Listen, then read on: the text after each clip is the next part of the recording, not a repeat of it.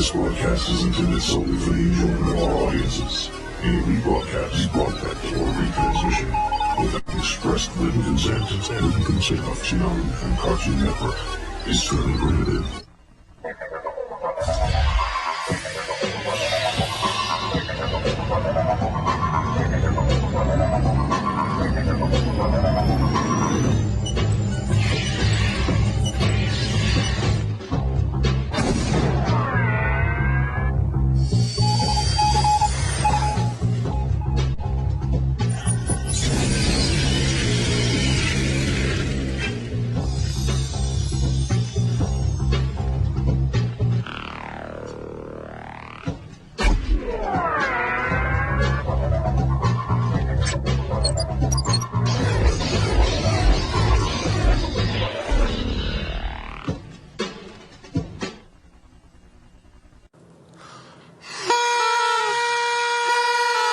Happy birthday to us. Happy birthday. Hello. Welcome to this special birthday edition of Toonami Pre-Flight.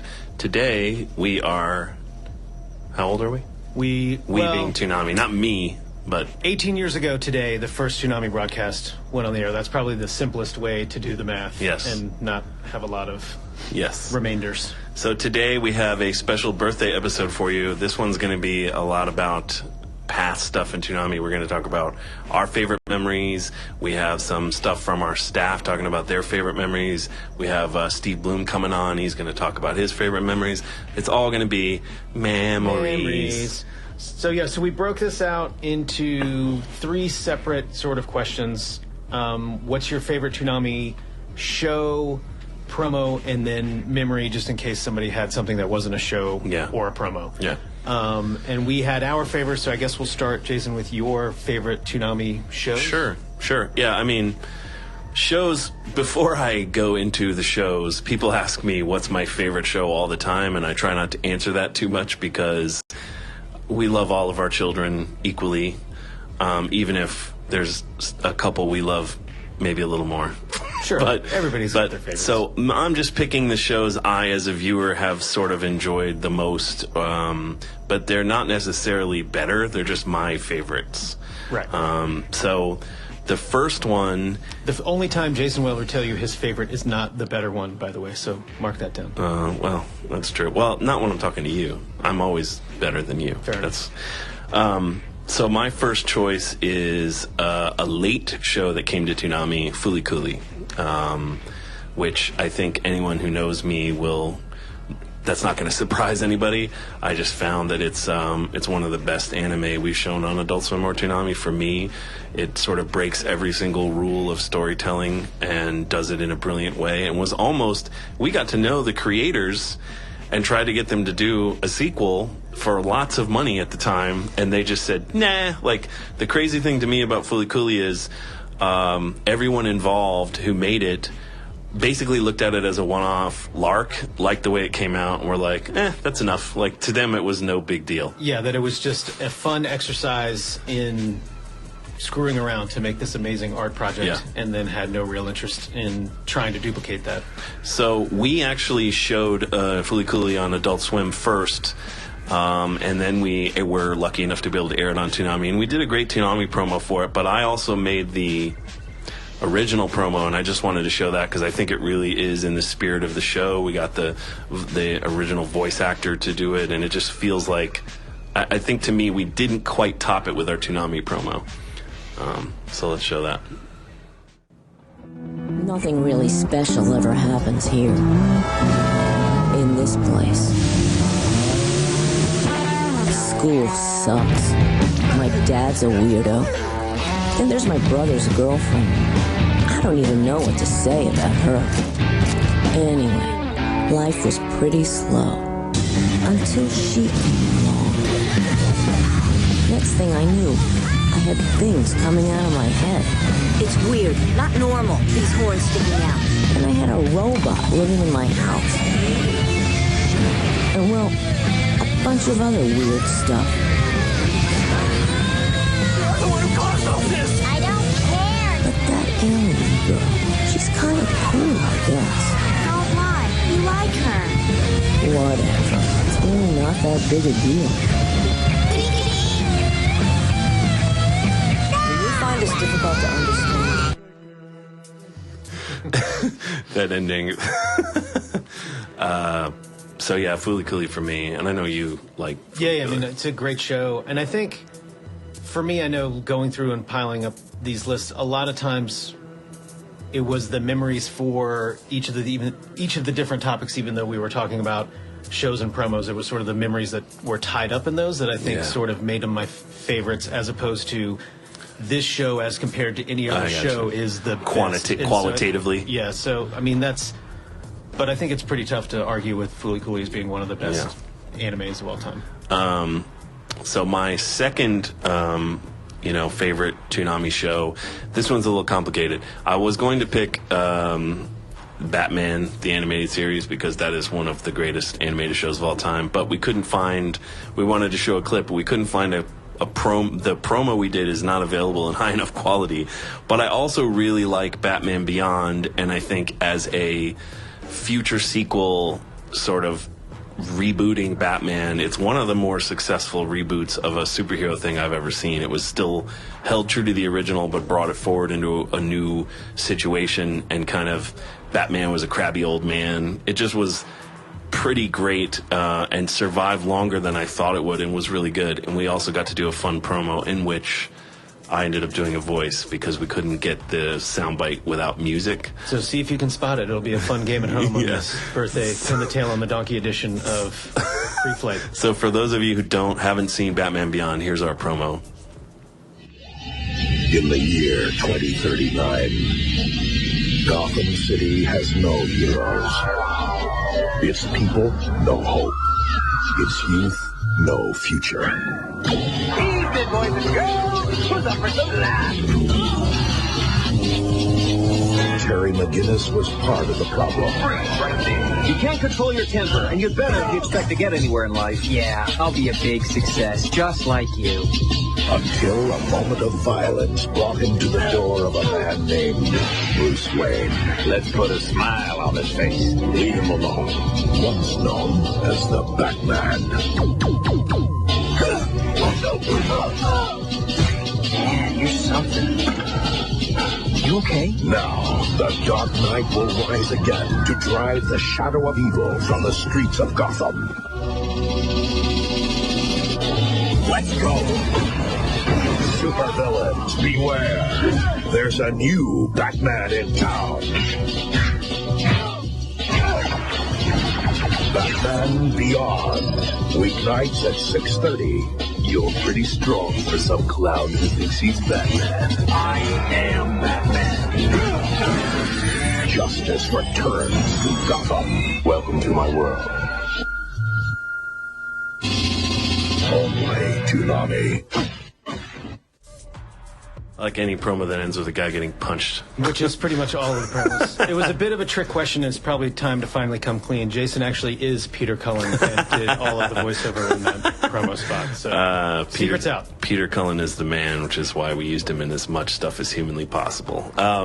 So yeah, those are, for me, Fooly Cooly and the Batman shows we've shown are among my favorites. Right, Batman obviously being near and dear to your heart. Yes. Throughout. Yeah. And I think separating it out sort of this way, like we were saying before, is a little bit of a muddy distinction because some of the promos are also our favorite shows, but just in the interest of having a set up as a sort of an outline that it's all right. It's not the Olympics. Jump around. It's not the Olympics. It's not. No, there's no panel that's gonna So oversight. I just don't like saying my favorite. It just I know. Just Gil doesn't like being pinned down, guys. Yeah, he doesn't. You're not taking me alive. But in the spirit of cooperation, you're going to tell us your favorite shows. Reluctantly, I will say these words out loud now. So my first all-time favorite show is, I would say, DBZ, and I think my feelings about it are similar to what a lot of people were saying when Toonami came back on the air. It just feels very much like that is. Heart and soul is probably not the right way to say that, but just very much in the spirit of Toonami, of when people started really getting into the block and like memories of coming home and watching DBZ after school. Like that's just it very much in its DNA. And to me, not only is a great show, but just feels Toonami to me. So I think we have Again, not our first spot because the we did digital archive process of just throwing everything out the window. I mean, how many did we do, too? We've done, you alone have done at least 30 or 40 Dragon Ball Z promos. So this, I believe, is the promo we did for starting the saga back over again. So sort of the beginning episodes, but not the first time we put it on the air. But we can check it out and see if I sent the wrong link.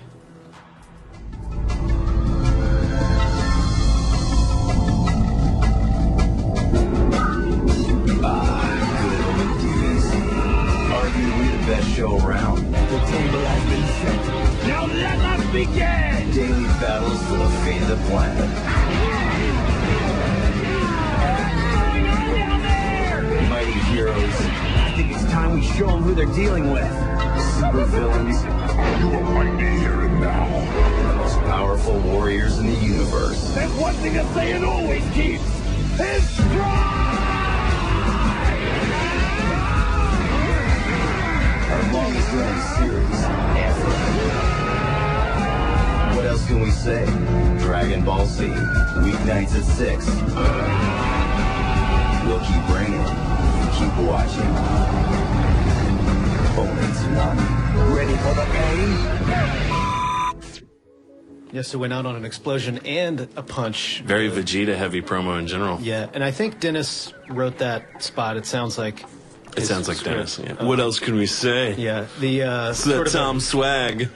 DBZ image campaign, I guess, just to improve the Q score. But it's, I think, is a good spot and sort of gets the feeling of Dragon Ball Z. Yeah, I agree. I mean, Dragon Ball Z is and was our longest running. It's the signature Toonami show that people associate with us, and it's a great show. So. And then my second show, it gets, for me, it's a little, and I think for you too, picking Fooly Cooley, it's like we were doing the Adult Swim action block at the beginning, and we're just sort of lamenting that we couldn't show some of these shows that very much felt like they were Toonami shows, but obviously not particularly acceptable to the mainstream 4 p.m. weekday audience. Kids coming home from school. So Cowboy Bebop is my second show, so we can show this spot and then talk a little bit about the process. 4 cowboys, 4 bounty hunters, 4 hearts, 4 notes. Following a dusty trail of money, sin, and desperation. Living day to day, dreaming hour by hour. 4 beats, 4 parts of a movement.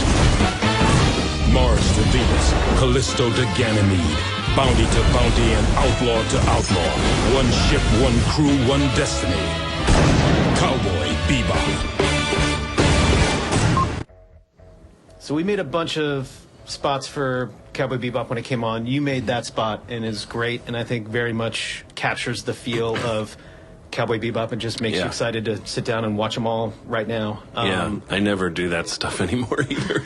Fun fact, that promo was based on the promo for the 1970 whatever version of the Thomas Crown Affair. The actual version of Thomas Crown Affair. The Steve McQueen movie. That promo, if you guys go find the Thomas Crown Affair movie trailer, there are some stuff where we basically recreated that because they did a lot of split screen in that movie. It's like a montage scene in the movie, but like a kick-ass 70s montage. And Bebop feels like somewhat of a 70s anime brought forward to the 90s to me, and that's why I thought of it. And just had fun working with Bo, the voice of Jet, and just writing some sort of jazz poetry, or my sad attempt at jazz poetry. Bebop stuff. So it just felt like it worked. But yeah, that show, an inarguable classic. We've shown it on Toonami and Adult Swim for years and years. And I do actually, I mean, I know a lot of people are constantly saying take it off, and then as soon as we take it off, I do like that there are people who are like, oh man, I just started watching it and you took it off right at the best part. So I think that speaks to the show's quality, that whatever. 10, 15 years later, people are still dying to see what happens next. So those aren't our end-all, be-all. These are the only shows that we've ever liked. 2 of Toonami, our fans. and tied up in the overall process. But so you guys also were nice enough to comment on our Facebook page. And you did it a little more traditionally of just picking your favorite shows. Yeah, so Gil, why don't you tell us some of the favorites that people called out? So between the Adult Swim Facebook, where we got comments, and then the Toonami Facebook, which is facebook.com/Toonami, and is the easiest way to let us know how you're feeling about the show. in no particular order: Gundam Wing, Yu Yu Hakusho, DBZ, Outlaw Star, Tenchi, Code Lyoko, Space Dandy, Fooly Cooly, Rurouni Kenshin, and Trigun were the top responses. Number of those 10 or so. I have to say, I never cease to be surprised that some of these shows show up. Like Outlaw Star, when we showed it, didn't feel like it had that big of an impact, but it's one of the shows people consistently ask for. Like, it's one of those shows that's grown in the rear view in a way that always surprises me, because I felt like it was kind of overshadowed by Bebop when it came out, because they had vaguely similar settings and themes, but it's like... Yeah, I think the people who Outlaw Star spoke to very deeply. Yeah. Which is obviously how you grow fandom. But so I think people definitively remember that as one of their favorite shows. But yeah, I mean, so it's no surprise that most people's favorite shows are some of the signature anime shows of the last 30 years. Right. DBZ, Yu Yu Hakusho, a Gundam, Tenchi, those are like seminal anime, basically. So I'm not surprised that people engaged with these shows, because they're really high quality shows. And not especially Gundams, like most people having not seen Gundam in the order that they came out, like Gundam Wing being the first Gundam, I think definitely helped. Gundam Wing being your first Gundam kind of might spoil you for some of the other Gundam spin-offs. Not necessarily the Universal Century stuff, but some of the other stuff. So now let's talk about our favorite Toonami promo. Gil and I had a really hard time with this one, so we each kind of picked 3 or 4. And we already showed several promos. In our favorite shows, you better settle in for some promos, kids. This is basically we did a great job. 18 years. We're the best. So I'll start. My favorite promo that I've been involved with in my time at Toonami is a recent one. We were lucky enough to be able to show Akira, which is a seminal anime film, perhaps the seminal anime film, and we were really worried about doing it justice. So Sarah Hardy, our editor, and I basically watched the whole movie together, talked about how we wanted this edit to go. I very much wanted it to feel like a modern movie trailer. I wanted a lot of pacing changes, and I wanted to exclusively use the soundtrack of the film. So weirdly not available digitally. I had to buy the CD and buy an old CD and rip it because it's out of print. But it has an incredible soundtrack. We had to sort of figure out what songs we would use and how we would use them, because it's kind of an abstract soundtrack. And the result was this trailer we made, which I will say I think is the best trailer anyone's made for Akira, and certainly Sarah's finest moment in a career of highlights.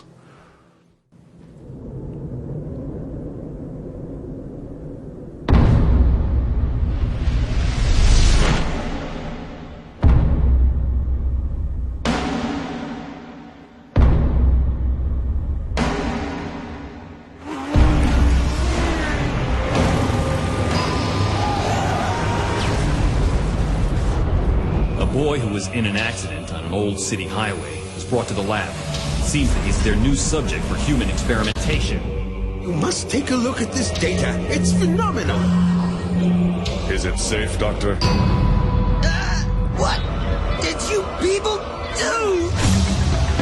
The time of atonement is upon us. Are your hearts prepared? The time is nigh. He's developed so much power in such a short time, it's unbelievable. Keep away! Is that what Tetsuo's doing? Are you saying he has that kind of energy? The thing about Akira's power is, it exists within everyone from the start. But when that power is awakened inside, it is important to wisely choose how to use it. Your friend has already made his choice.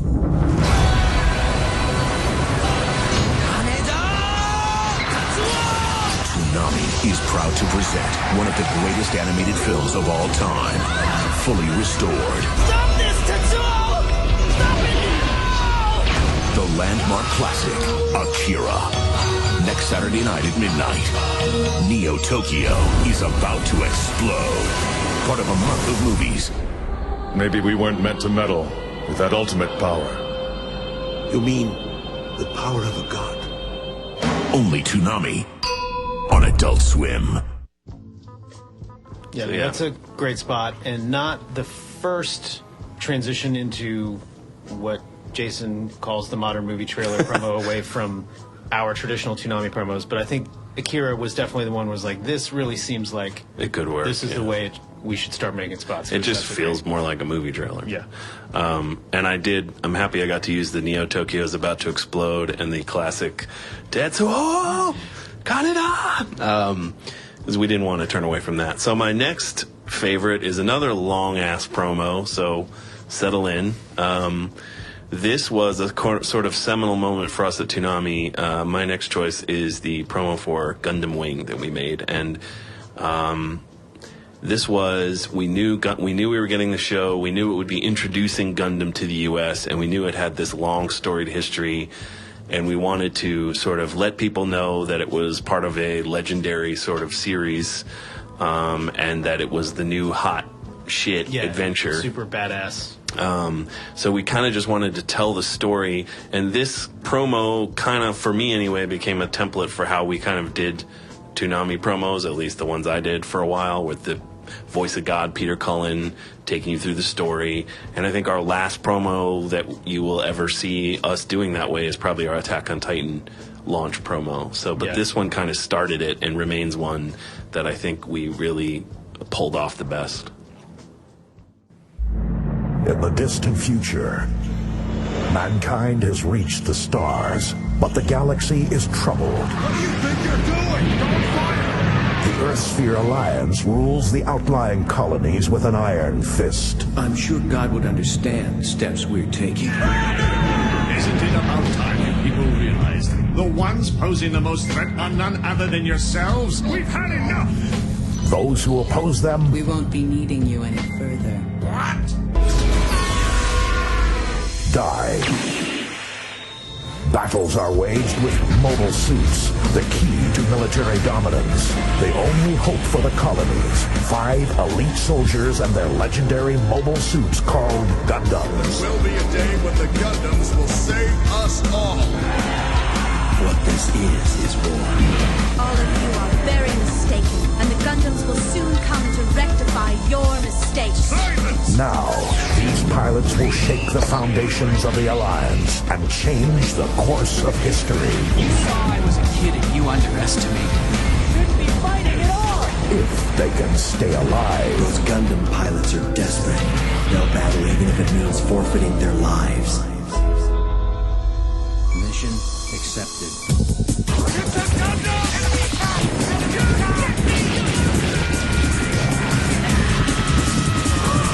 I'll eliminate all obstacles. Just who are you anyway? Say goodbye. Get all mobile suits ready for combat at once! Catch you! Don't die on me! From the Gundam universe, a new chapter in one of the greatest anime sagas of all time. Gundam Wing. Weekdays at 5:30. Suit up. Those who have laid eyes on a Gundam shall not live to tell about it. Only Toonami. Yeah. Yes. Yes, I mean, that's a great spot and does... I mean, people have talked about it when we've talked to at conventions and elsewhere. That was also one of the spots that people mentioned as being one of their favorite promos, so definitely one for the ages. Ended up on the DVDs. I still wonder how many children were totally confused by our timing convention of 5.5. 5.5. Yeah, well, that wasn't my decision. Doing our bit to help with the decimal math of the children of America. So my... Oh, no, you have one more, right? Yeah, it's going on. Well, should we? Yeah, we'll show it. This is a good old one. This one I had nothing to do with. This is just one of my very favorite old school. This is for old school Toonami promo fans. This is when we used to run. Sean Akins, who helped create Toonami and who ran it for a number of years, he always liked the idea that here's a little backstory. He was going in, and when Toonami first launched, the guy who was running Cartoon Network at the time, as well as Mike Lazo, didn't necessarily know if it was going to work. So they would watch the broadcast, and then he would meet with them once a week, and they would beat him up over the things they felt like we weren't doing well. And they would just, he always felt like, whether or not this is true, he always felt like he was 2 steps from cancellation. So he would come back from these meetings like, like he had just been dragged through the mud. And what he wanted to do was basically put it in the hands of viewers and say, you tell us, how do we make it better? Is this a failed experiment? It was sort of a middle finger to his bosses, but it was also a genuine desire to have people tell us what they thought. Yeah, in an age of obviously not having social media and not honestly really knowing other than ratings, right? Like, what's resonating with people, and are people really enjoying it, and is there a future for this? Yeah. So this is one of the original ones. This was edited by Michael Cahill, who now runs the Adult Swim Bumps, and he did this with Sean Akins, and this is all cut together from Fleischer Superman stuff, and this sort of is a template for, honestly, the way we cut stuff. This was sort of a landmark promo, I feel. For sure, the spirit of editorial moving forward and finding interesting things that don't have anything to do with particular shows, and then just the juxtaposition of lots of different shows and clips, and just creating more of a mood piece and a feel, as opposed to this is what this next show is about kind of spot.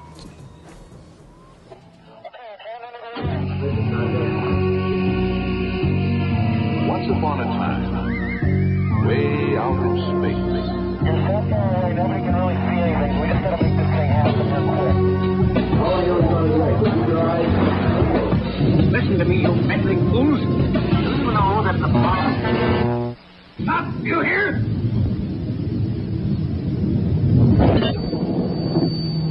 Reign supreme. We're hoping to take our papers. You gotta get it wrong. It's a very risky way of life. Get ready for the greatest story of your career.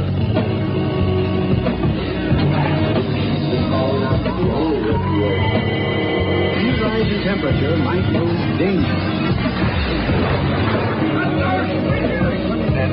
There's really no effect right now, except that people are wondering what the hell is going on. An operation stabilizer is one of the most effective yet devised. Stay in my bag. I can't hear you. Take heed. Is Toonami a failed experiment destined for destruction? For the first time ever, we want to hear what you think. Here's your shot to manipulate the manual. Drop us a line at Toonami, care of Cartoon Network, 1050 Techwood Drive, Atlanta, GA 30318. Thanks in advance. Toonami 98, baby. Yeah, so I don't remember there was some contest fulfillment that Sean was going down to shoot, and I think it was a Johnny Quest contest that we didn't have anything to do, but all that radio audio communication. There's really no effect, but people don't really have any idea what's going on.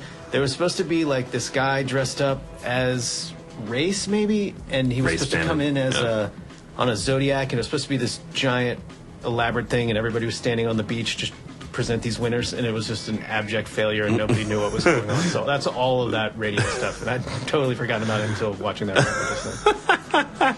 So that's if I had to pick three, those are three of my favorites. Yeah, and that started getting in, obviously, fan letters, which then led to art and led to a lot of other things, and then having Fleischer Supermans and Criminal Threats and everything else. Sean's desire to prove his bosses wrong worked. Indeed. So here we are, 18 years later, having only been canceled once. My spot, the first one I have is for Princess Mononoke out of our month of Miyazaki, and I wrote this spot with Jason, and then we edited it with Mike Terrell. And this was Spirited Away the first month of Miyazaki? Yeah, Spirited Away. Month of Miyazaki is something, by the way, if you don't know. That's a Toonami memory for so many people. We showed a bunch of Miyazaki movies for a month. Basically, TCM got the rights, and we heard about it, and we're like, gimme! And so they let us show 4 of them. Yeah, in a brief window of time where they were free for all intents and purposes. And unedited. Yeah, and as part of the contract, they couldn't be edited. Yeah.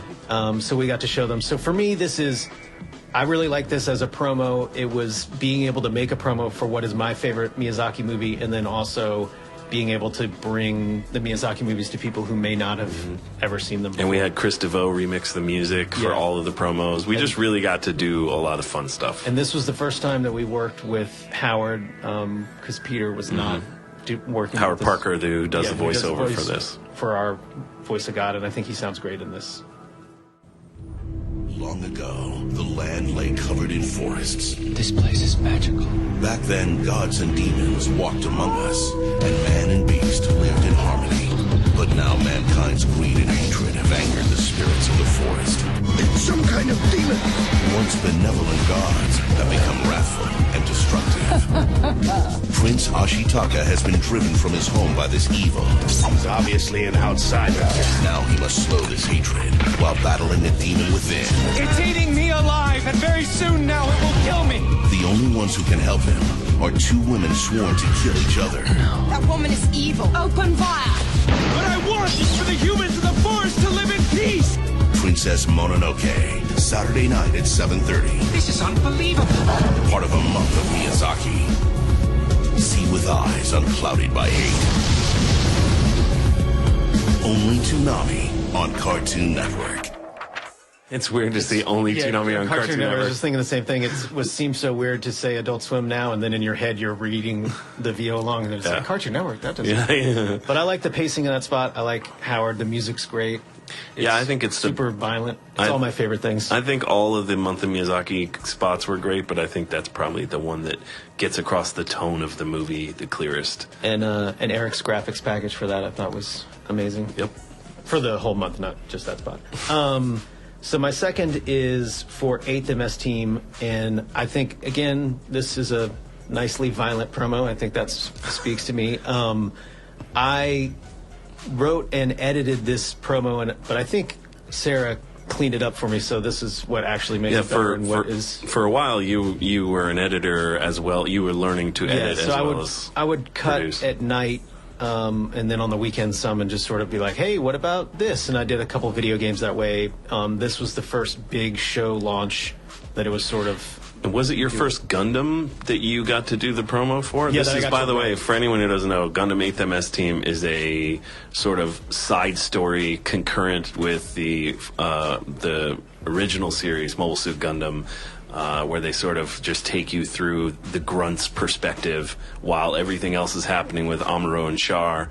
This is like the Grunt's perspective of the war, and it's very much about... boots on the ground style. And it's very much about the cost of war. It's one of my favorite Universal Century stories in the Gundam universe. Yeah, I like this show a lot, and I do think that part of why I like the spot was just sort of that, like, hey, I got to do it. And then, but I do think that the spot is good in and of itself too. Let's watch it. Universal Century 0079. As the one-year war rages on, mass production of Gundam mobile suits has begun. This awesome technology is now given to Federation pilots. The power of a Gundam. In the jungles of Southeast Asia, Ensign Shiro Amada commands a squad of these giant suits. All units ambush formation. This is getting fun now. Meanwhile, the Principality of Zeon is developing its own secret weapon, Oxus, a ship with the power to destroy entire cities. Jabber's destroyed. Its pilot, Aina Sahaline, forms the second half of an unlikely alliance. You want to kill yourself? You're running a fight, well, here it is! As Zeon and Federation forces march towards oblivion, the secret love of two enemies may be mankind's only hope for peace. Our forces will not be intimidated. Now do you see the vision? Vision Gundam 8 MS Team premieres Monday, July 23rd at midnight. Dig in.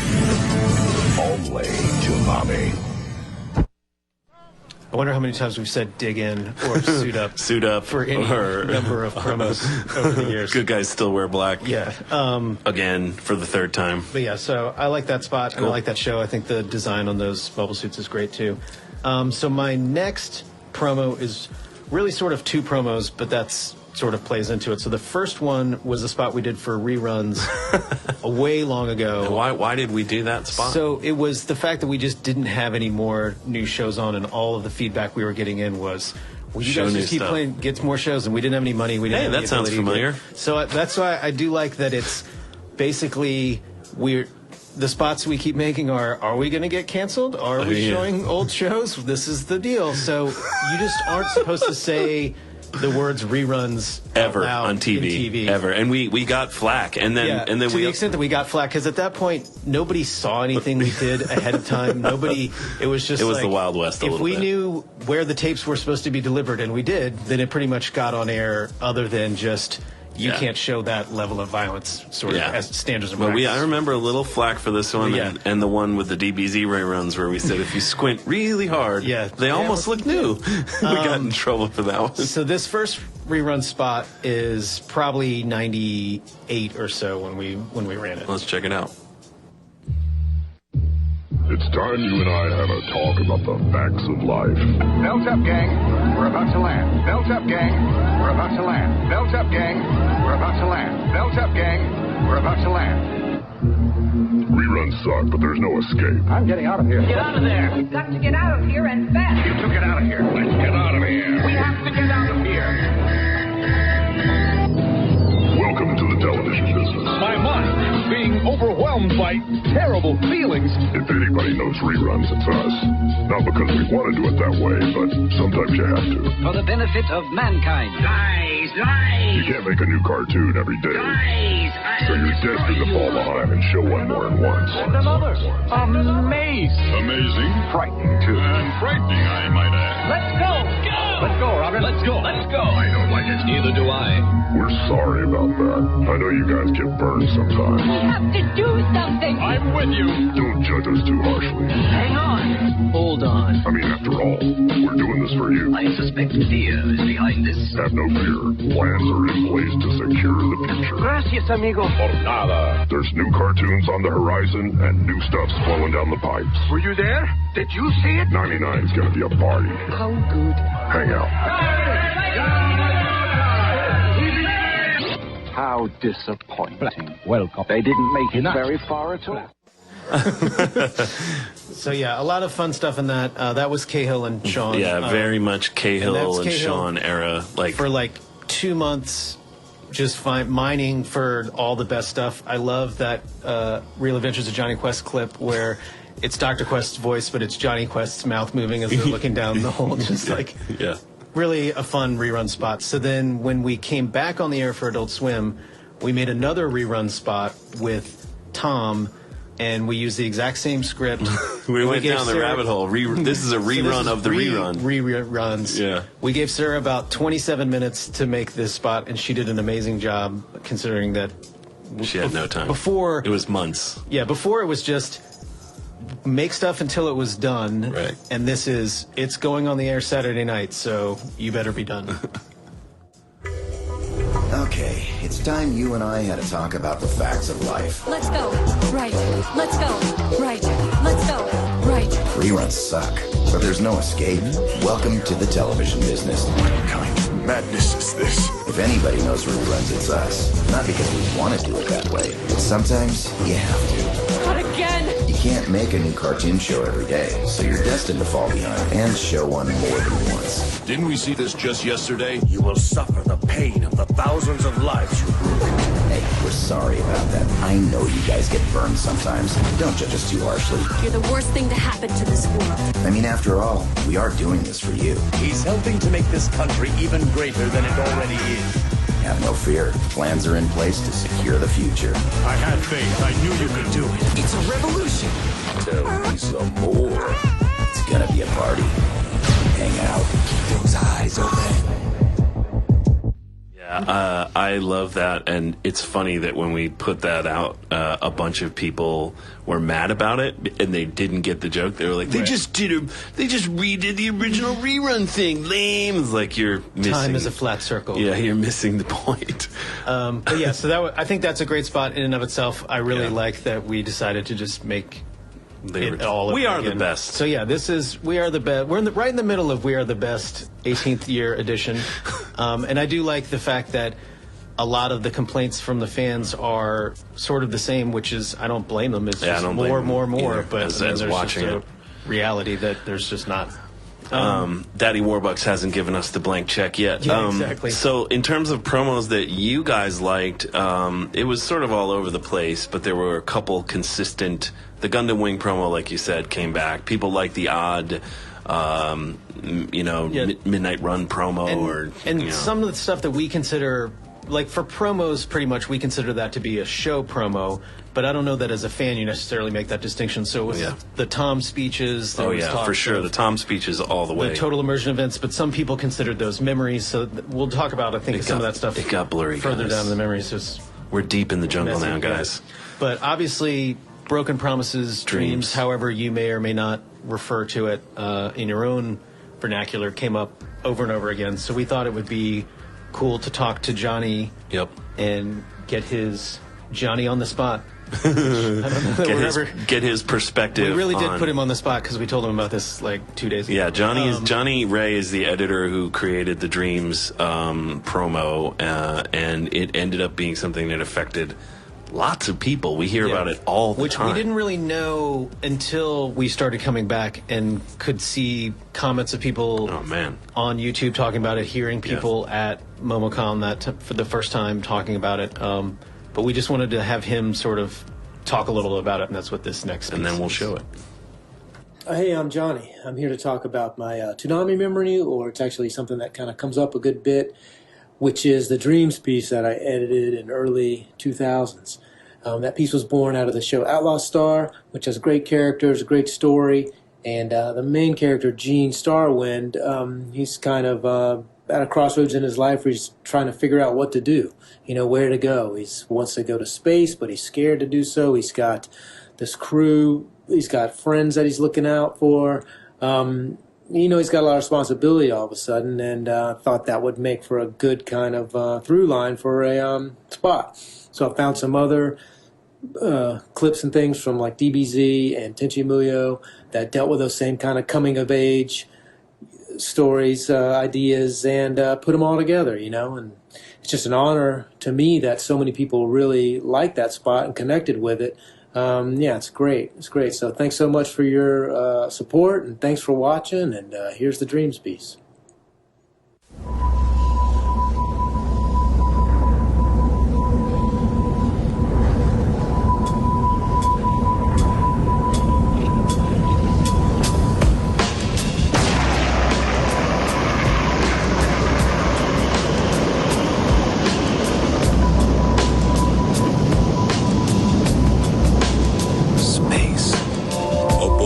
The right to dream. There are endless possibilities stretched out before him. You have to trust in your own power. Whatever happens from now on, you stand firm and face your destiny without fear, but with courage. What awaits him down the path, he will then have to choose. No one's gonna give you a map. You've got to walk your own path. The children leave their homes in search of this quest. What is thy desire? As they search, they are always asking questions. What's out there? What's waiting for me? Why was I made? Who made me? And what did they make me for? Are you gonna go up into space with your old man or not? Maybe I'll never get over this. I've lived my life following my dreams, and I don't have any regrets. You gonna just keep running away? Just keep running away? I'm not running.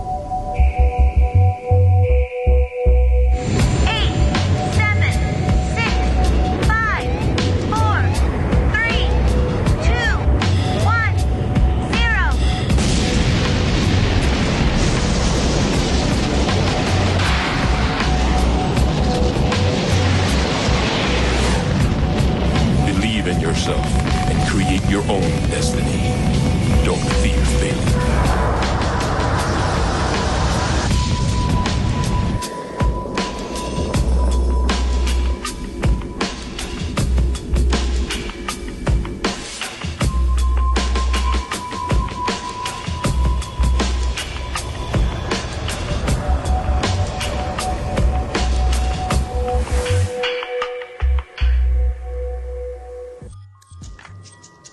Our sound design is definitely better now. I think Johnny deserves all the props just because I think for a lot of kids, they saw that on TV, and as a kid, you're usually presented with screaming, happy stuff or trying to sell you something, and this was none of those. It was like a moody, melancholy sort of it's so downbeat and so great, and then you end up getting blasted into space, which everybody likes, and then having the Toonami bit at the end, and you're watching it like it was just that was a long time in the making and was a great spot.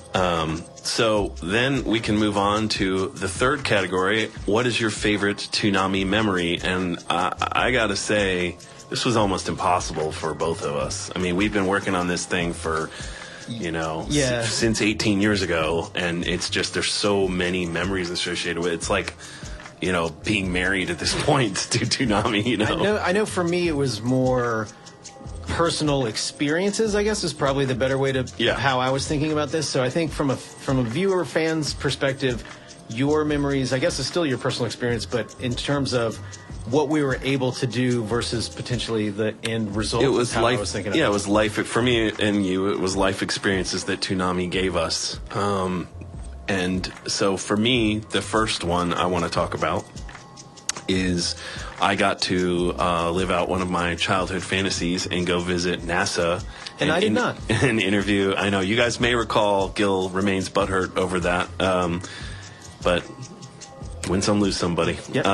I won this one and got to go visit NASA, and I met an amazing astronaut named Robert Kerbeam, and I am a sort of, I'm not a science geek or anything, but I'm definitely an outer space astronaut geek, and it was an incredibly inspirational thing to meet this guy who's just an incredible badass, but the sweetest dude. And we came back and made this piece, which was the first of we had Toonami live action interviews with skaters, snowboarders, but this was the first one when I had come on board full time. This was my first live action piece. So I learned a lot about shooting, getting trapped in elevators, which I'll tell you guys about in a sec. So here's this. It's kind of long, but hopefully you'll enjoy it. All you guys make such a big deal about going into outer space. I live there, so it's no big thing to me. But I wanted to see how humans do it. I headed over to NASA to get me an astronaut. Found a guy named Robert Kerbeam. Check him out. Continue. 3, 2, 1. My name is Robert Kerbeam. I'm a commander in the United States Navy, and I'm an astronaut. We have a go for man to start. I've been to space twice. I was on 2 missions. The first one was mission STS-85 on board the Space Shuttle Discovery, and my second mission was STS-98 on board the Space Shuttle Atlantis. And liftoff of Space Shuttle Atlantis. I decided I wanted to become an astronaut after taking a field trip at Johnson Space Center, and I met a woman named Kathy Thornton who was an astronaut. After talking to her, I decided that I wanted to do the same job that she did. The astronaut candidate training took about a year. The training is actually like going to Disneyland, only getting paid to do it. We do a lot of simulators. We learn how to handle different types of emergencies. We learn how to do spacewalks. We learn how to do all of our experiments that are scheduled to do on that mission. We would really like it if you could get a good shot of the port ECOM antenna. During our training, we go to the Neutral Buoyancy Lab, and the Neutral Buoyancy Lab is really just a big swimming pool, and we actually practice our spacewalks there on full-scale mock-ups of the 2 space vehicles. The training's pretty cool, and it's fitting because doing spacewalks is pretty cool. Oh, man. I love doing spacewalks. Okay, guys, I think it's a great day to go and do a spacewalk. Being in space is just the greatest thing in the world. The view is incredible. The Earth is beautiful. It's faster than any car or any ride you've ever had in your life. Weightlessness is kind of a weird feeling, but the best way I could describe it is probably being underwater in a pool where you don't have to hold your breath and your vision isn't very blurry. It's a totally peaceful feeling. The vehicle we're in front of is called the Crawler. We use it to take a mobile launch platform and a space shuttle out to the launch pad. And the whole stack weighs about 15 million pounds when it's all said and done. I've been on Space Shuttle Discovery and the Space Shuttle Atlantis, and Discovery is definitely my favorite. I have a soft spot in my heart for Discovery just because it was my first time, and the ride is a lot smoother. And going to orbit on board Discovery, it's just rock solid. It flies like a tennis muscle. Space food really isn't very different from the food that you have every day, but the packaging is a little bit different. Peach yogurt, there's a grilled pork chop. I eat a lot of shrimp cocktail on orbit, but this is probably my favorite, and that's chocolate. Becoming an astronaut isn't much different from getting any other government job. You apply via the standard form 171, and hopefully they pick your name from a list of probably 3,000 to interview, and if you're lucky enough, they pick you to ride in the space shuttle. Copy that, flight attendant.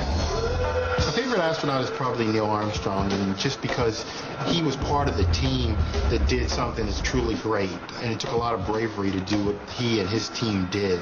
If I had to give any advice to the kids that were watching this show right now, I would just say try to be the best at whatever you do, and do something that you really enjoy. Life is too short not to really enjoy what you're doing every day. So I would definitely go and seek out something that allowed me to have a lot of fun while I was working. I did that, and hopefully you'll get to do the same. Roger that. We're watching.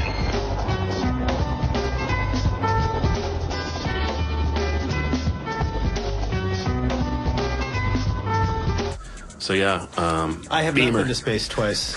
Beamer. But yeah, clearly a badass. And Yeah. And I'm not going to tell the elevator story because we already told it. So yeah, so but it was, if you missed it, sorry.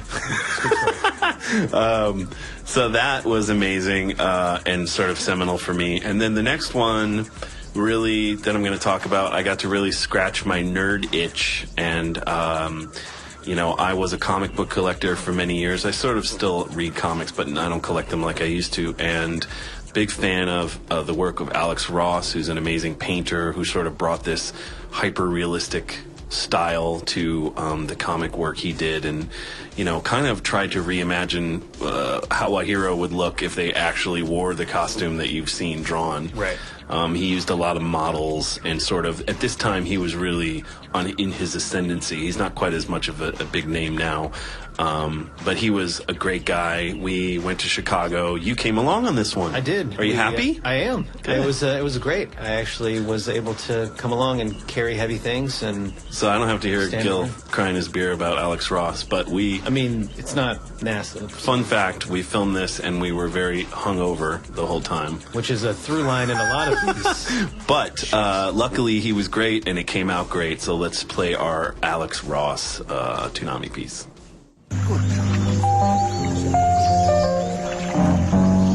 I'm Alex Ross, and I'm a comic book artist.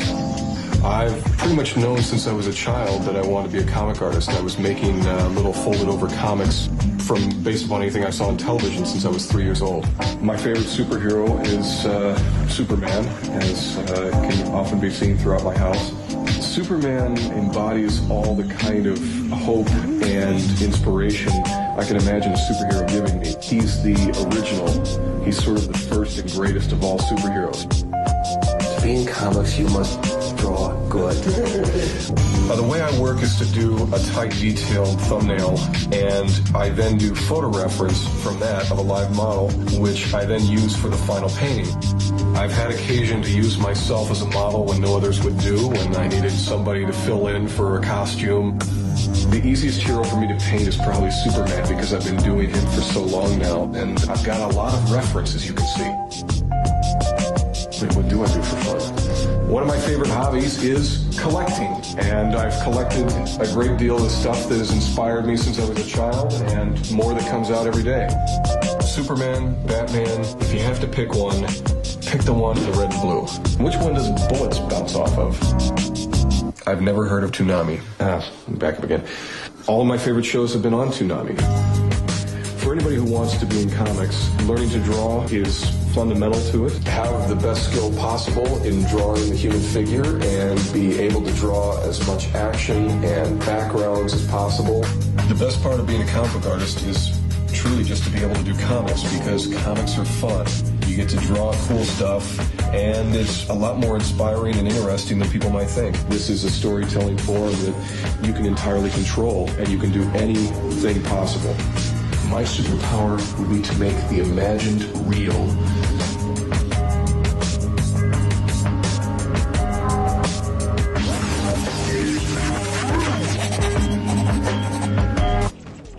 Yeah, so king of the nerds, Yeah, really, I mean, at the time. Just being able to go through and see his collection and then be able to watch crazy. him actually work was just mind-blowing. Yeah, he's so talented. So yeah, that was another personal favorite. And then the last memory, I would be remiss if I didn't mention IGPX and I mean the whole thing. I mean all of IGPX working on it, helping come up with the stories, casting it, helping direct characters, working on the music, getting the cuts together with Sarah. The whole process was just a joy to work on. And you had a voice role. Can you reprise your line for the fans? No charge for you, hotshot. Yeah, I was the voice of the hot dog vendor on the show. So yeah, we're just going to show the launch promo for IGPX, and just in case anybody hasn't seen it, it's apparently going to be coming back out on DVD, brought to you from Discotech. I haven't heard anything about when that might be, but I'm excited, and I hope Stay tuned. More people get to see it. In the year 2049, the world's most popular motorsport is the Immortal Grand Prix. Welcome to the beginning of this season's ID1 Grand Prix! Get ready, folks. Starts will fly! Takashi Jin could be its greatest pilot ever. He's got a style that's different from anything I've ever seen. If he can just get over being a teenager. Takashi, stay focused. What are you doing? I'm winning this thing. Watch out. Get a crash. This season, Takashi and Team Satomi hit the big leagues on a quest to take the crown. We want to be champions. We work as a team. You know, I don't like you. Give me one more day to find a sponsor.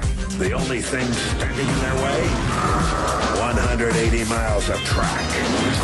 And 5 teams determined to win. I don't think anyone can beat Felstein with me at forward. All at 350 miles an hour. You're in the big leagues now, Hotshot. They wouldn't have it any other way. From the studio that brought you Ghost in the Shell, Cartoon Network is proud to present the first Toonami original series, IGPX. The race begins Saturday, November 5th at 10.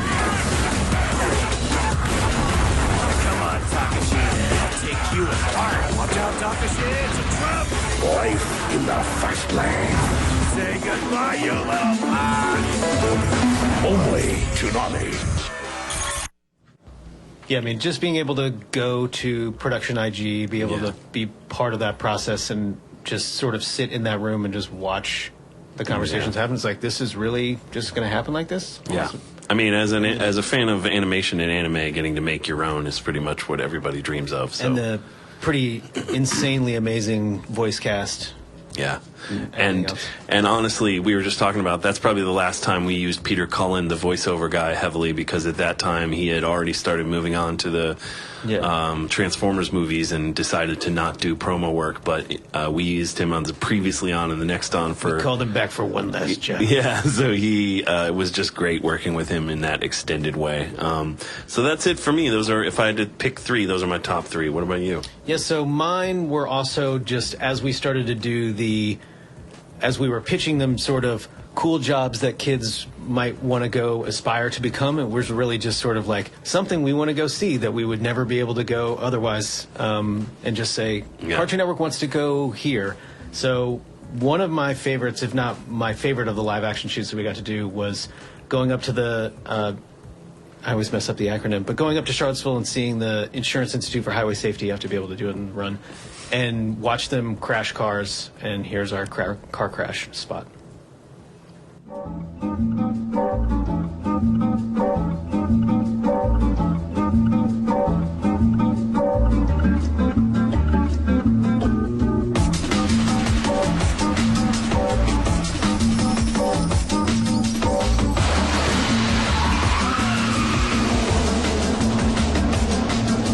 My name is Adrian Lund, and I'm president of the Insurance Institute for Highway Safety. We built this crash test facility in 1992, and since then we've been testing vehicles to see how well they'll protect you in a crash. And our purpose is to try to reduce the deaths and the injuries and the property damage that occur in motor vehicle crashes. But this is a great job. We get to crash cars. We play with cool equipment, and as a result, we get to save lives. The driver had a pretty good hit in the shoulder. Sliced her head open there. In each of our different crash tests, we actually use different dummies because the dummies have to be built to measure what we're interested in measuring for those crashes. All the vehicles are designed now so that they're very smart about protecting you in all kinds of crashes, but they all assume they know where you'll be in that crash. And if you're not wearing your seatbelt, then you may not be in the right place. In this crash test, you've seen a side impact. It only hits the car at 31 miles an hour, but that's a really severe side impact. We all depend on our cars to get around every day, and what we don't often realize is that there's actually danger associated with that. It's very important to understand that these crashes can be severe, and there's something that you can do every day when you ride in a car. You can buckle your seatbelt. Wear your seatbelt. It's the best thing you can do to protect yourself. Positive message. I like that it was our pro-social spot, and I do like that it was. I mean, it was pretty awesome to just go up there and watch them smash cars. That's the funny part. Is it's like oh, we're telling people to buckle up, and but really like we just wanted to watch cars. That's his deal too. It's like, well, I mean, it's very important, but we also get to crash cars because it's pretty amazing to watch it happen. And they have some insane like art on the walls of just 70s crash test stuff where it's like the babies are going through the windshield and all the stuff. It's like that's your favorite part. Well, it's like that's a pretty impressive. Stop putting your kid in the front seat in your lap. Oh, and they show you that. So it's like all the dummy stuff that they were doing a long time ago, and like Jeeps rolling, and it's. I mean, it's pretty brutally vivid and fun. So my next one is you. This was basically your spot, but Jason was nice enough to let me tag along. And I already knew at this point if I didn't make sure he got to come along, I would never hear the end of it. So, literally. So we went down to Fort Lauderdale to interview a pilot for the Goodyear blimp. There are 3 Goodyear blimps, and one of them is permanently stationed in Fort Lauderdale. So that was the closest one to us. That's why we went down there. So we flew down. We interviewed the pilot for 15 minutes, and then we're told it was way too windy to be able to go up in the blimp. So we were done for the day. Oh, I was so mad. And there was nothing else to do, so we just went drinking. And then the second it didn't work out for me, guys. Hungover I've ever seen Jason in his life. Then we came back to Atlanta. There's a little airport outside, and as they were coming up for something, Super Bowl maybe? They were on their way somewhere. The crazy thing about the blimp is there's no bathroom, and the pilot, it flies very slowly and can't fly in high winds. 30 miles an hour. So the pilot has to be able to just hold it, and they stop at airports on the way, but like when you need a Goodyear blimp in New York, sometimes it's got to fly over a period of a day or two from Florida. So they were coming up, going to New York, and passing through Atlanta. I think it took them almost 2 days to get here from Fort Lauderdale, which is like a 14-minute flight if you're on a jet. But anyway, we got to go out there. They had the crew pull the blimp down, hold the ropes. We shot a bunch of stuff, got on it, and the pilot just said, do you want the fast takeoff or the slow takeoff? We were all like, fast takeoff, and it took off like a rocket ship. Yeah, it just went because it's a balloon. Vertical. So it just went vertical. We were like, whoa! So none of these are probably your favorite Toonami moments, but we did enjoy getting on the Goodyear blimp. We make Toonami, so. And then this is the spot for it. Testing, 1, 2, 1, 2, 3, 3.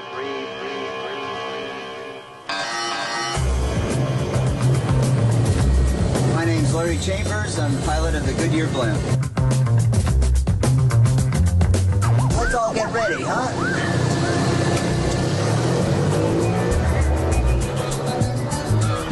The biggest difference between flying an airplane and flying a blimp is the obvious, the speed. The blimp can fly at 50 miles an hour, but we get to see things so much slower, and you actually can enjoy it a lot more from the blimp. This is where we carry all the shot, the ballast. If we take enough of them out, the blimp will actually float in the air. Not bad for a little guy, huh? This wheel moves the blimp up or down by moving the elevator on the back of the blimp. These pedals turn the blimp to the left or to the right by moving the rudder. And now you know everything I know how to fly this thing. The best thing about being the blimp's pilot is that I get to meet a lot of fun people. Wherever I travel, people come out to see the blimp, and I'm the one they come to talk to. Very few people don't want to go for a ride in a Goodyear blimp. My favorite thing is to take kids up. Kids are my best customers. If you really wanted to become a blimp pilot, you'd have to like to fly slowly. Go through, get all your college, and if you really like aviation, come on aboard.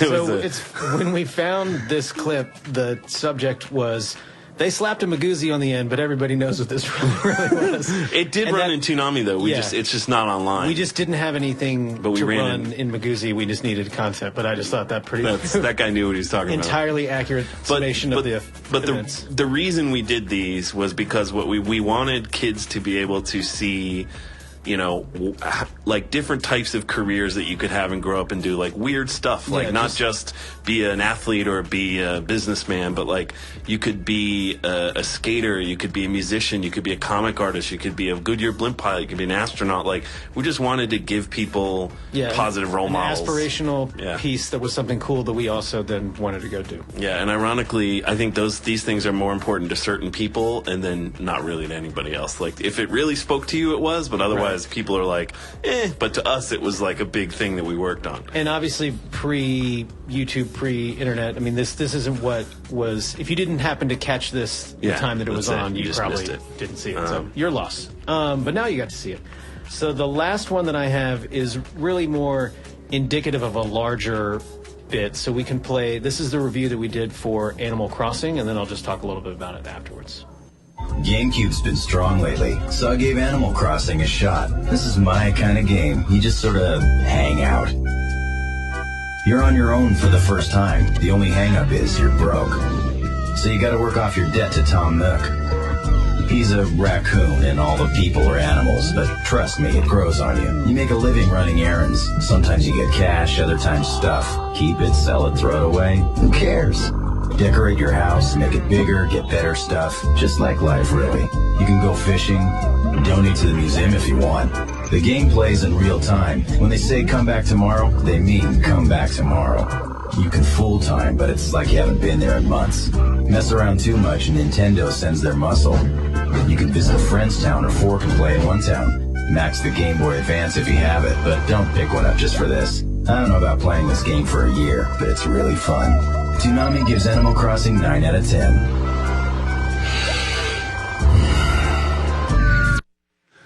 Very relaxing game. Yeah, I like that it is a relaxing spot. But I mean, the video game reviews, again, I don't know as a viewer how much each of them resonate with you, but as far as us making them, especially for me, like that was just a big part, not only being able to do it, but just the insane amount of time that we would put in for one tiny little shot to just get a giggle of, we beat this game to wherever. Like creating that Tom face for the train passenger took a full day just to design. And there's a lot of stuff like that, like making the Final Fantasy VII review and getting the last summoning all spell. The materials to the summoning spell, So it's just the little touches and the production value that you may or may not pick up on, but it's really what makes Toonami great, whether you know it or not. I like that your character had $780,000 in that game, bells. Yes, so it's the obsessive Gil. You got to commit. Scratched. But I mean, I think that people do like the game reviews, and that it's just what helps make Toonami, in my opinion, more than just a block of time with some shows. It makes it feel more like a place. Well, and then we have sort of one joint memory that we wanted to just mention because we wouldn't be here if not for this. And is one of the most vivid memories, but just not necessarily memory lane style. And that is Toonami's April Fool's Day 2012 event where we came back, surprised everyone. Some people have called it the night no 90s kid slept. So we didn't sleep either. Yeah, or anyone who worked on Toonami slept. And it was just an exciting, amazing thing that happened that led to Toonami coming back on. So we just wanted to show the original fake out open, and then we could talk about it for a sec.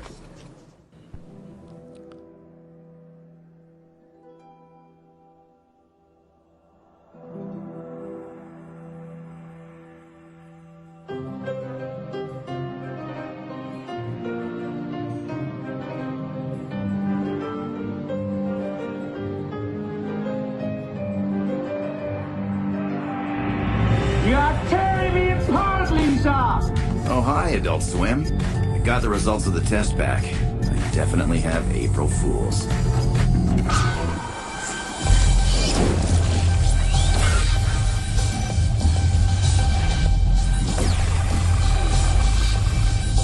Receiving live Ep.4 transmission. Uploading video for broadcast. Alright, Tom. We're ready. I love this job.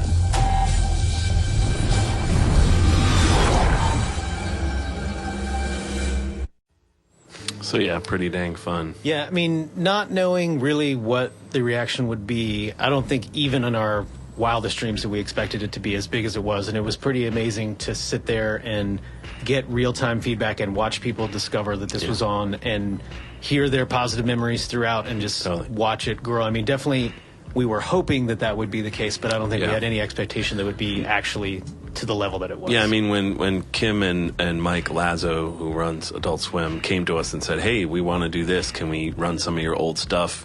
Gil and I kind of immediately were like, oh, yeah. And we knew that if we put a lot of effort in, maybe we could sort of spark the fire. And luckily, thanks to you guys, you did. So now we're back, and we owe it to all those folks who got so excited by that April Fool's stunt. And to, you know, Lazo and Kim for wanting to do it in the first place. And to the people who didn't necessarily work on Toonami, like poor Chris, who had to figure out how to run everything that we had said, no, it'll be no sweat. We got it. Yeah.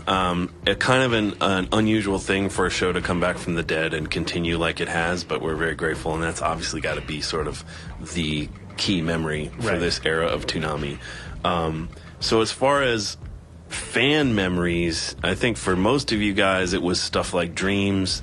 It was the Midnight Run Music Edition where we showed Daft Punk videos, and a lot of people, that was their first exposure to Daft Punk and the band Gorillaz. It was definitely Month of Miyazaki. It was Tom dying in The Intruder.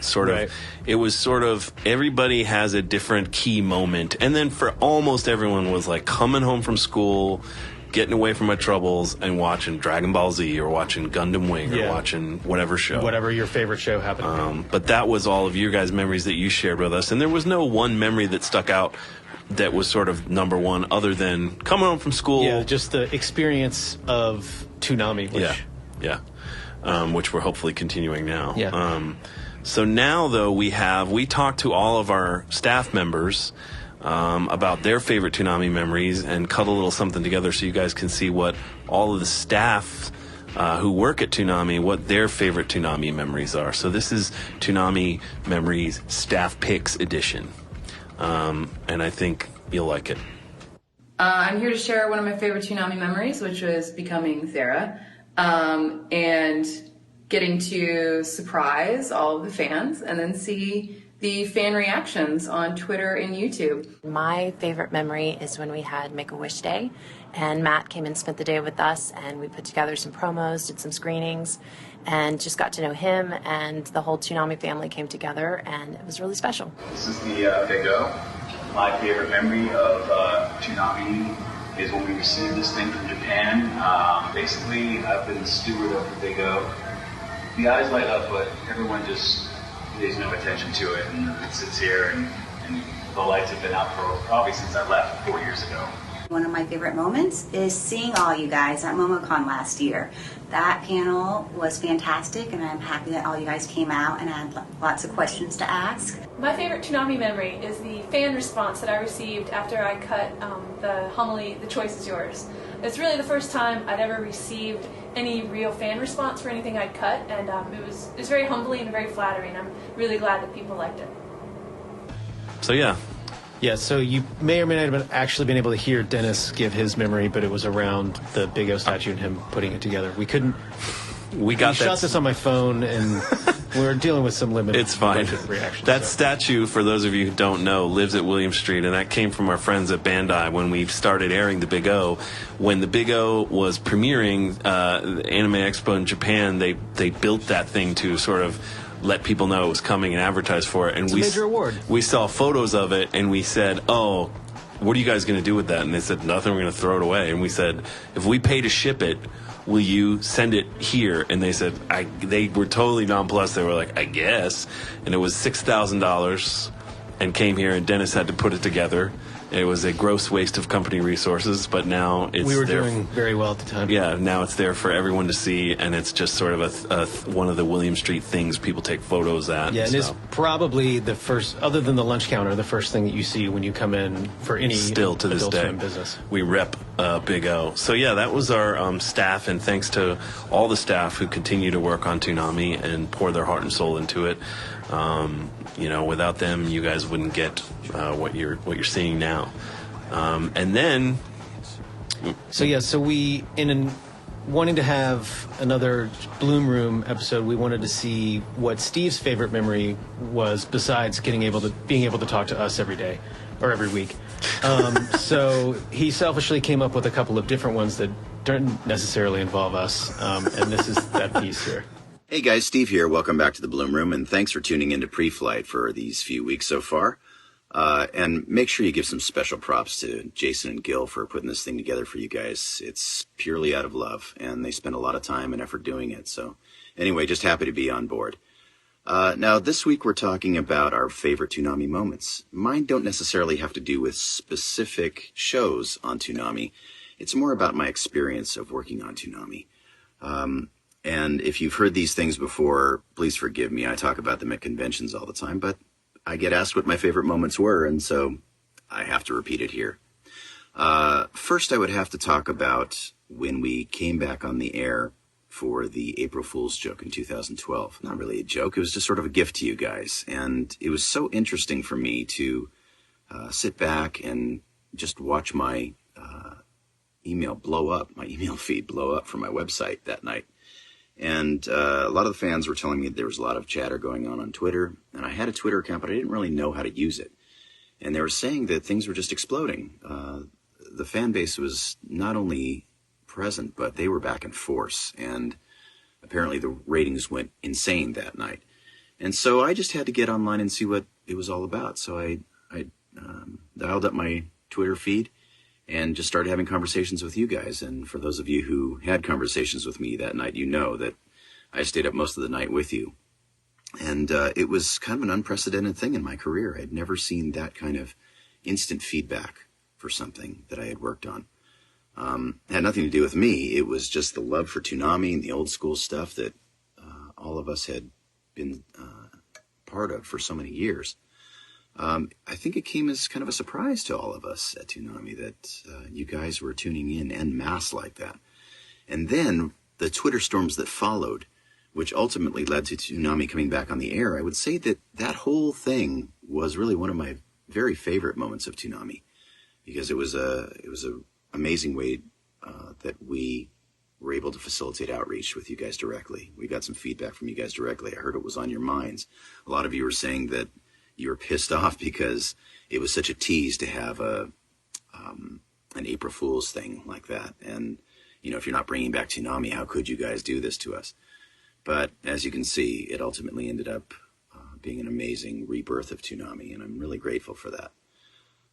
Secondly, I would have to say that the inspirational videos that the guys put together at the network were amazing. I mean, they've always been amazing, but I think it really hit home for me when we did Fall Down 7 Times, Get Up 8, when I started doing the convention circuit. And people not only talked about how much they loved Toonami coming back and how it was such a part of their life and that I had raised them. It was weird things like that I was hearing out there that I just wasn't used to. But even beyond that, I was hearing people's stories and how they were affected by these inspirational pieces. And they became my favorite thing to do on the show. And I think the guys at William Street would agree with that the profound effect it's had on you guys has really enriched my life in ways that I just couldn't have anticipated. I've heard stories about people who were suicidal, who stopped themselves by tuning into a show on Toonami, listening to an inspirational piece. Soldiers in other countries who on the battlefield would get feeds of Toonami that their friends would send them. And it helped them through some really rough times. People with cancer in the hospital. watching Toonami and listening to these inspirational videos and knowing that it's okay to make mistakes. It's okay to fall down as long as you get back up again. And that was a very profound message for me, as all of these inspirational videos are. So anyway, that's the stuff that's really touched me on a core level, and thus has become my favorite moments of Toonami. There have been so many, honestly, there have just been so many great moments and profound times during the recording of Toonami, including the time that we had to say goodbye originally, that I remember having kind of a moment of silence on the phone, and I didn't realize how deeply I was affected by a show, by a cartoon show. But we built a better cartoon show, and we've rebuilt this better cartoon show again, and I'm thrilled to be a part of it. So thank you guys again for tuning in. Thank you for being such a huge part of my life, and I can't wait to see what comes next. Oh, we got some surprises for you, trust me. Until next pre-flight, see you later. He sounded kind of creepy. We got some surprises for you. We're coming for you. But Steve is a very kind person and said some wonderful things. But he kind of echoes how we all feel here with the people that have. Thank you to everyone that's reached out to us and told us about how Toonami has helped you through hard times or positively affected your life in some way. It's really the reason we. Yeah, I mean that is probably all of our favorite memory. It's just the not selfish ones. So we were doing the unselfish ones first. But well, we knew Steve was going to. Yeah, we didn't want to take Steve's thunder entirely, but it's very humbling and very much an honor to hear the impact that we've had on people's lives. We're so great. So we're great. No, 18 years running, segment 10 will transition us into our sneak peek for this coming weekend. So if you don't want to see it, now is your time to not see it. But this is our promo for Sword Art Season 2. Yeah. And we'll talk about it. We'll talk about the show next week. We'll talk about Sword Art 2 on our next broadcast, but we just want to be able to give you the sneak peek look. Yeah. 4,000 people died in Aincrad. It's been a year, and finally, those memories are starting to fade. So last month, on November the 14th, the landlord of an apartment complex in Nakano, Tokyo, discovered this man dead. You face judgment from someone with real power. He had something interesting on his head, though. An Amusphere? Yeah. It could be a coincidence or even a hoax. Do you think it's even remotely possible to stop a player's heart in the real world with virtual bullets from a virtual gun? This is real power. More people are dying in another virtual world. And I'm getting pulled back in. Let your fear carve one name into your brains. The name I share with this weapon. Death Gun. It's like someone doesn't want me to ever forget. Link start!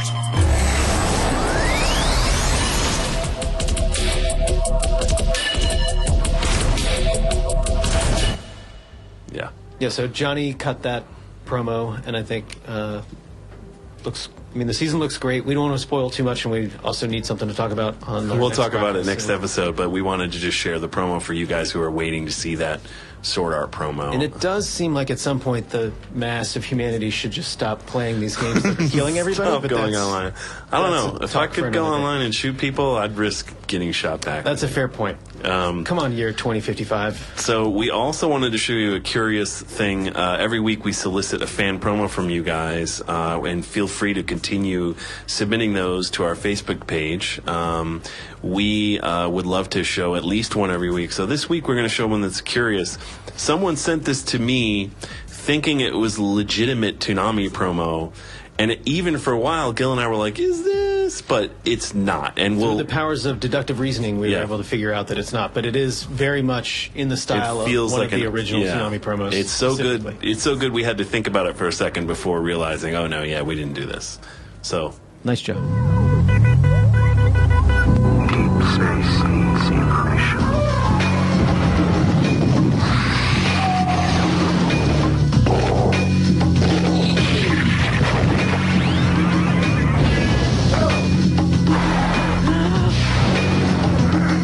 Every afternoon, Toonami, premiering March 17th.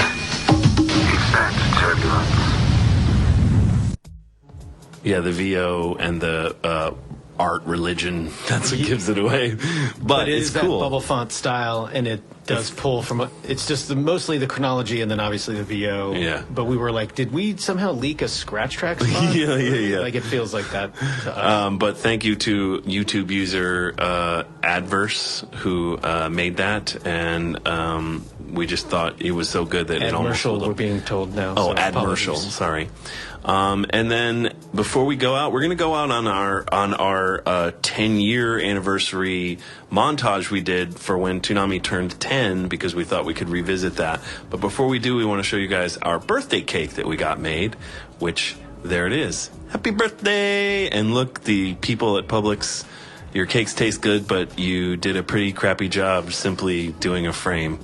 But anyway, so we are going to enjoy our cake. And we are going to watch this video. Yes, and we hope you enjoyed the 18th birthday celebration broadcast of Pre-Flight. Yes, happy Incept Toonami Day to everyone out there. And this is Jason. And Gil, thank you for watching. Thanks for continuing to watch, and please continue to watch. Now we're going to eat our cake.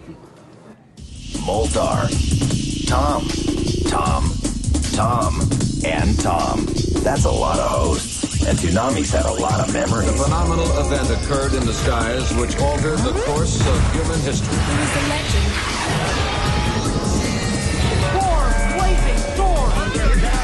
There is no hope for our planet if Goku doesn't receive King Kai's training. Meanwhile, Times Square remains in a state of panic and turmoil. This whole planet's going to go any second. It looks like action. Lion Lariat! Fire the main gun. Yes, sir. Hey, what's happening? It is your destiny that you hold in your hand. On behalf of the moon, I will punish you. I was suspended somewhere in time and space. All strong, all brave, all heroes. Take heed. Don't tamper with nature and endanger thousands of lives. Excellent. Takes you back, doesn't it? It sure does, Tom. I'm enjoying my cake. Me too.